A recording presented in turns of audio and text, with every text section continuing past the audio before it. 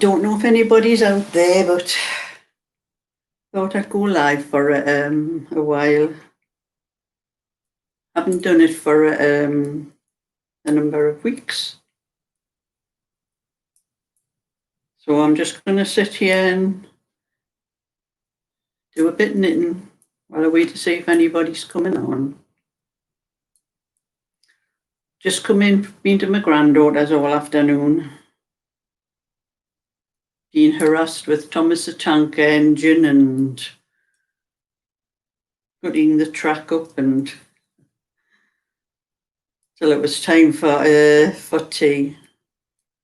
Or had a Sunday dinner. Got my Sunday dinner at my granddaughter's. And it's nice to see somebody with us being in the UK, being in a lockdown. It's not very nice stuck by yourself all the time and nobody to talk to.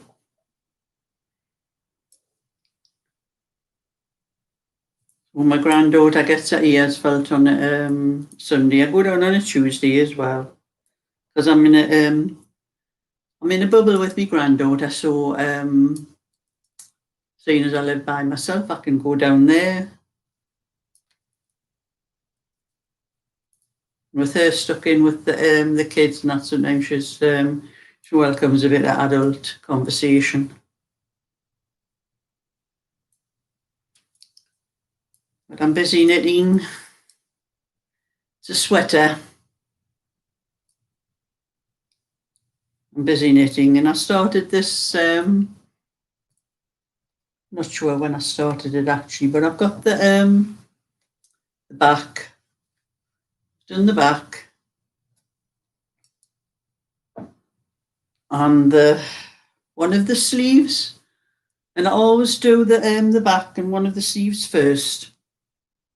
Because if I do that, if I have enough and some wool left over after I've done the back and the sleeve, I know I'll have enough for a sweater. And I've got 400 gram balls to do this. So I knew I should have enough. I usually do have enough. But I was doing the sleeve and getting further and further on, and the wool was getting less and less. So I wasn't sure whether I was going to have enough. But I did manage to just have enough to do the back in the sleeve. So that makes me wondering whether I'm going to have enough to do the front as well, because I have a neck to put on. Oh, hello, Angela. I don't know what your weather's like where you are, but it's rather cold here. I'm up near Newcastle. It's quite cold here.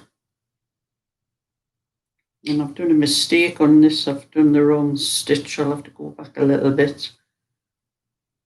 So anyway, I got the back in the sleeve out, and I started wondering, because I can always get a sweater out of 400 gram balls. This is Aldi's So Crafty. And I thought it's strange, and the needles I'm using, I don't use very often. They're a little bit longer than most. I have another pair that I use most of the time, so I thought I'd check these on the, I have a needle gauge, and these are an old pair of needles. I've probably had them for about 50 years, however long. The size has changed. There's a 4mm, and the size has changed in the UK. They were the old size 8 to 4mm, and when I checked it against the gauge that I've got, it's too big to fit in the 4mm. So I think that's why I may not have enough to finish this, but I think the back is a little bit, it's raglan. I don't usually do raglan. I usually do a set-in. Oh, you're going to get your drone working, are you, Angela? So I could take a little bit out of the back of that. I don't have enough, but that's really annoying because I started checking a lot of my other needles, and I found an odd one or two other ones where the old sizes actually have the old sizes on, so they're over 50 years old. And when they've changed to the millimetre, they're not the same. So I'm knitting this with the needles up to the armholes, which I did with the other sleeve when I realised that I had already started knitting with these, and I knit up to the armholes, and then I changed to the other size 4mm needles that I know that are right by the gauge, and I finished the rest of the sleeve off doing the shaping for the it's part raglan and part saddle shoulder, and that's what I'm going to do with the other one with this one. When I get up to the arm, I'm going to change the shaping for the sleeves. I'll change to the other 4mm needles. And I don't see very well with these close up because I'm wearing an old pair of glasses, because I can see the writing on the screen without having to keep leaning forward like this. Oh, you're going to put the drone over the field. That'll be interesting. And Angela, see what's over where you live. Now, the same with the Monopoly. I've never actually played Monopoly. I don't know how to play that game actually. I'll probably have to get it, and I'll have to sit down with my granddaughter and her kids and her and play it. But I thought I'd just come on live and see if anybody wants a little chat, because a lot of us in the UK here have got nothing else to do at the moment. We're supposed to stay in. We're not supposed to go out for anything but what's essential, like shopping and chemist and food, anything like that. That's the only thing we're supposed to go out for, which most of us are doing what we're supposed to, like. Oh, I'm not missing much, Angela. No. Yeah. The college down the road's gone bust. Thank goodness. Why, thank goodness. There's only kids in it, isn't it? You're not like the kids in the college, like.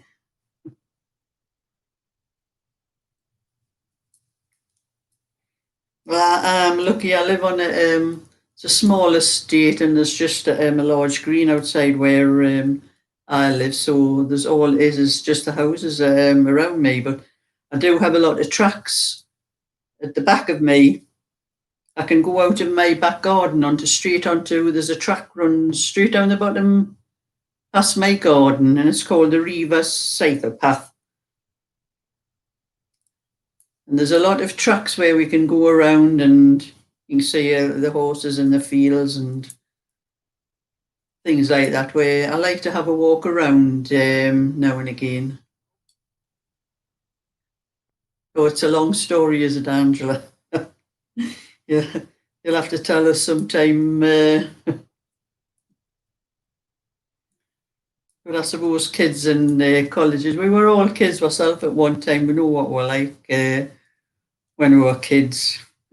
Although when I was a kid, it was a lot different to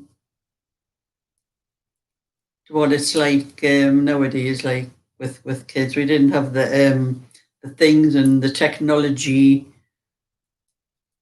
Because I was born in 1946, so I'll tell you the kind of things we had when I grew up. I think I was 11 years old before we got a television, and I used to rush in from school to see Robin Hood, and it used to be children's television half an hour. I used to have Robin Hood and William Tell, and I forget the other programs, and was half an hour. Children's television, the television's on all day long and all night now, like, isn't it? The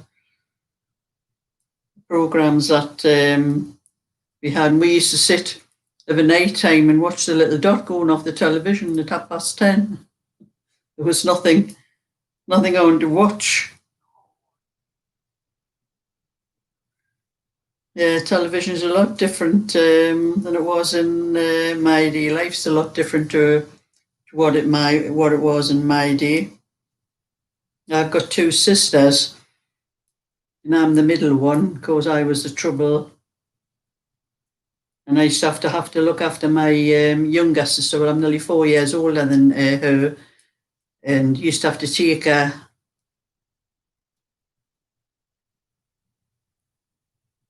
Oh, it was lovely 8 years ago, was it? But I'm saying I used to have to take my younger sister everywhere with me, and I never wanted to take her with me. So I used to hit her and anything, trying to get rid of her, but she wouldn't go. You know what kids were like, and I'm going to tell me mum on you. That's the kind of thing I used to get. And she's my youngest sister, and we meet up. Oh, hello, Leslie. Don't forget Jack and Ovi. No, how can we forget that? Some of the stories he used to tell. In the 1990s, or change, you were like the radio. Yes, I used to listen to the radio when I was a kid. There used to be The Man in Black. Was it Journey into Mars or something like that? Some space show we used to watch on. Yeah, with some funny programs when we were kids. I remember Mum and Dad, and I think we were one of the first people in the street that got a television. And we had all the kids in the street wanted to be friends with me so they could come in and watch our television. But that was life, wasn't it? In those days, the television was new. And sometimes there used to be about a dozen of us sitting on the floor in our living room, looking on it was probably about oh, hello, Jeannie. About the 12-inch television. I think we all needed special glasses for to watch just that size television, you know. But things do change as we go on, and we look back on all these years later, and I'm talking about my sister before, Linda, her name is. And like I'm saying, I'm 4 years older than her, so I never wanted her around with me, and I used to have to take her everywhere with me, and she was what I called a whingy kid. And she was always going to tell Mum and me things I had done to her. And she says, I remember one time I wanted to go somewhere, and I couldn't go unless I took my younger sister, Linda, with me. And I was trying to get rid of her, and she wouldn't go away. And she told me, Mum, so Mum said that I had to take her with me. And I was in a bad temper, and we lived in a flat at the time. And I remember at that time, Mum says that I wasn't going anywhere unless I took Linda with me. So I went out the living room door, I slammed the living room door, I stamped all the way down the stairs, slammed the front door, pushed Linda all the way down the street where we were going. We lived right at the top of the street, and I was going somewhere right down the bottom. We got all the way down to the bottom of the street, and then I heard my dad shout at me, shouting, Sheila, come back here. And he had a very loud voice. So I thought, hurrying back up, I don't have to take her. And I was running all the way up the street. And when I got there, he just slapped me across the face and said, don't you ever do that again.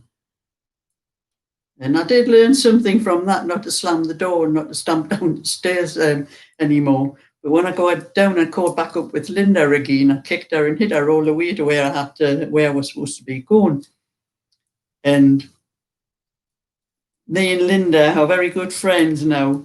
She always, before this lockdown started, she was always at my house for a chat. She's come for a cup of coffee and chat and that. And we used to talk about those days when we were young and that. And we used to laugh about the things I used to do to her. And she says, I think my son was here at the time we're talking about it, and he was laughing at it. And she says, "Don't you laugh? I've still got the bruises to prove what you did to me." But that's it with your sisters. I have an older sister who I'm friends with, but I don't, not as friendly as I am with my younger sister. Me and Linda we've been friends all the years since we grew up and got out of that stupid childish way that you have when you're kids, But we're just talking the other day and on the phone, and she was saying, I wish we could. Well, she has diabetes, so she's one of those that has to be careful. And, well, she has to be careful, but she's also a lollipop lady, which I said she shouldn't be. Oh, you're a door slammer, are you, Leslie? I think a lot of us did that in our day. Yeah. I'm still a door slammer now, and I just can't help it sometimes. I mean, my husband's, well, some of you know, and probably a lot of you don't know, but I'm a widow. I've been a widow for, 6.5 years now, and that used to be one of my things. I've had an argument with my husband. I used to go out and slam the door. And he used to say, you're going to take that door off its hinges one of these days. But I can tell you a little story about me and my husband. He died we were married in 1967, and he died in 2014. It was cancer. But before my husband, I had a boyfriend. Before I met my husband, I had a boyfriend from about, I was 21 when I married my husband.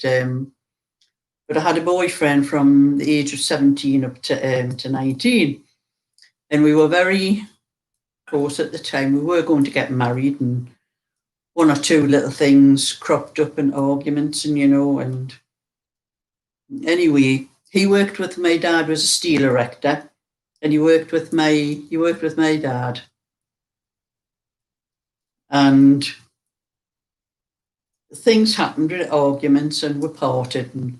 But the year before we parted, we had arranged, we were going to go on a tour of Italy, and there was about 6 of us going to go in a coach, one of those coach, I forget what you call them, the caravan type of thing, and we were going to have a holiday tour in Italy, and we were sort of arranging it, and I was going to tell my parents I was going with my girlfriends and that, because in my day, you didn't go on holiday with boyfriends. It wasn't done, So you had to tell a few lies if you wanted to go away.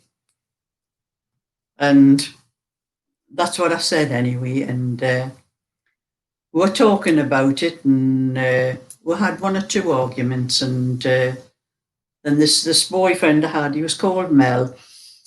And after a while, we just forgot about this holiday, and he never mentioned it again, and never knew why. But we started talking about other things, and we had 1 or 2 arguments, and I said I didn't want to see him anymore. And we parted anyway, but before we parted, so he hadn't mentioned anything about this holiday. I had some friends I was working with, and we were going to go on holiday. They were going on holiday and asked me to go with them.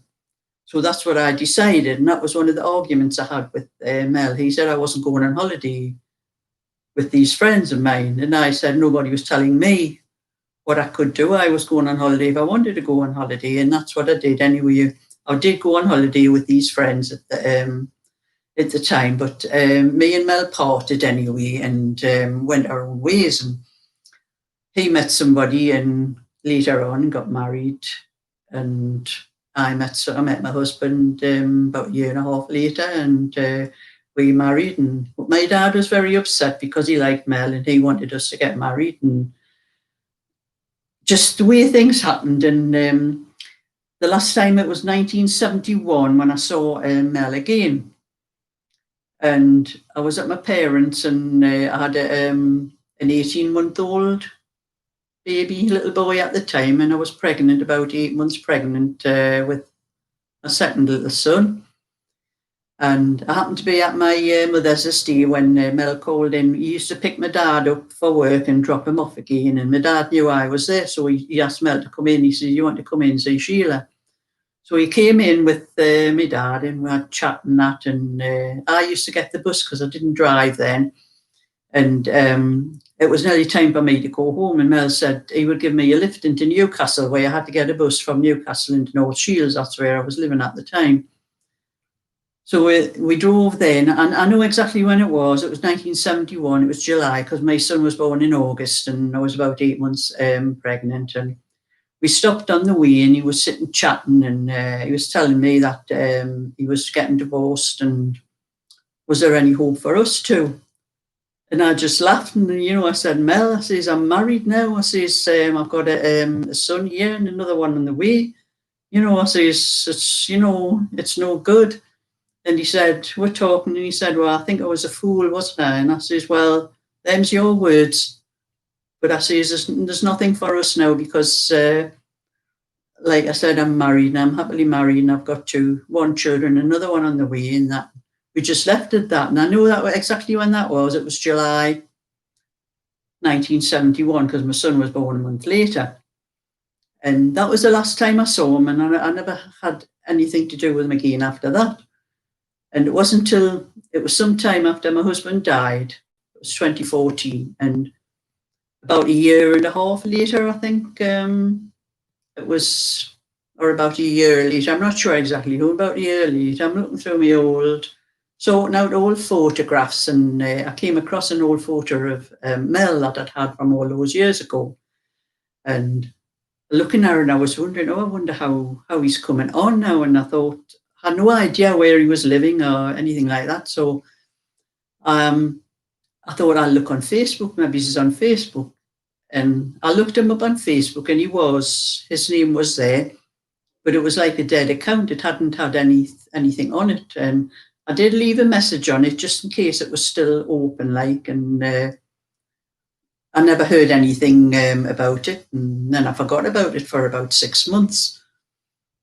And then I happened to look again one day. I just put his name in, and I looked in again, and it was a different picture this time come up, and it was a different account, but it was still him.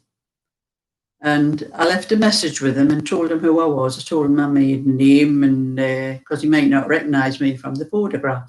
So I put a photograph of I changed my profile picture to a one of what I looked like at the age when I was going out with him.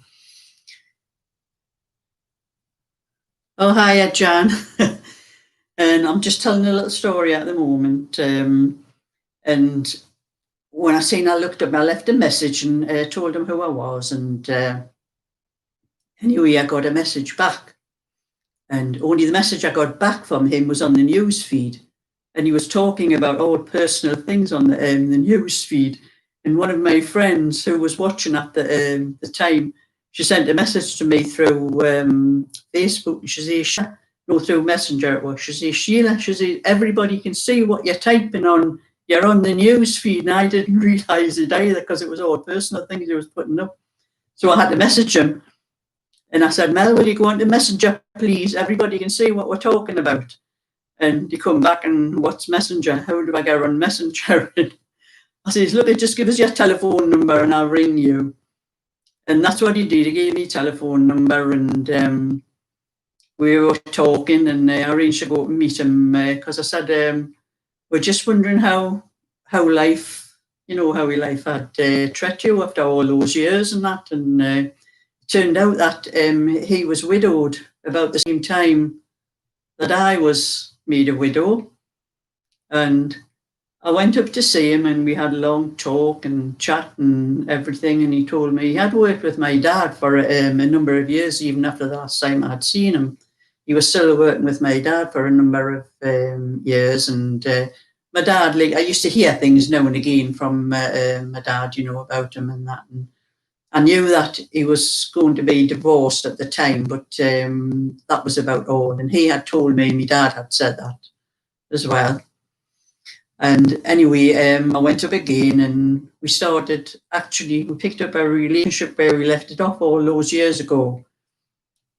And we had really a lot more in common now than we had when we were younger. And I had quite a good time. We had a few holidays together, and he actually wanted us to get married again, but I didn't want to. I wanted to stay the way things were. I was quite happy the way things were. We could have a relationship and see each other often. And then I asked him, I mentioned about when I told you the story about us supposed to be going on holiday, that he never mentioned it again after a while. And I said, remember when we were supposed to be going to Italy? I said, and you've ever mentioned that holiday again? I says, why? Can you tell me why? Because I said, I never knew then, and I often wondered. And he said, well, you know, I was working with your dad at the time.